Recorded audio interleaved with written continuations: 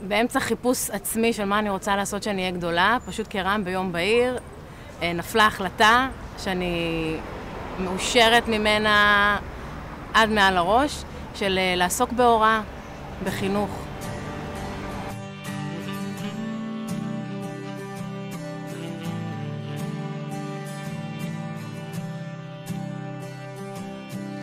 This song is for those who inspire us today, who always lend a helping hand to help show us the way. בתור מחנכת, מה שאני הכי אוהבת זה את התהליך. התהליך שאני רואה אתכם עוברים מכיתה י' דרך כיתה י"א עד שאתם מגיעים לי"ב. המסר שאני רוצה שתצאו מפה אחרי 3 שנים האלה זה תחשבו לפני שאתם מדברים.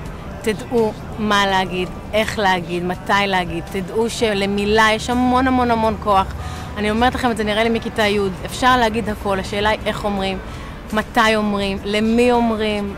וככה אני חושבת שהמסר שלכם יעבור בצורה טובה ביותר.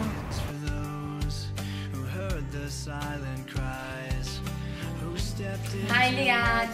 אני אוהבת את ליאת בגלל שבאמת אכפת לה מאיתנו. אני מאוד מעריכה את זה שהיא כאן כדי להקשיב, היא כמו אמא שלנו פה. תודה על האכפתיות והדאגה. כיף להיות בסביבה שלך, את תמיד יודעת איך לעודד ולהגיד את המילה הנכונה. ליאת, מזל טוב, עד 120, אוהבים אותך המון. ליאת, רצינו להגיד המון המון תודה שאת שם בשבילנו, את מחנכת מדהימה. המון מזל טוב ליאת, תודה על הכל. זכינו להיות התלמידים שלך.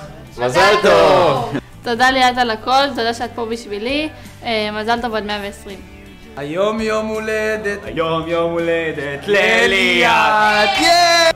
ליאתי, את מדהימה ומצחיקה, אוהבת אותך מלא. אני מודה לה על זה שעם כל בעיה שיש לנו היא פה בשביל לעזור. את לא רק מחנכת, את גם חברה.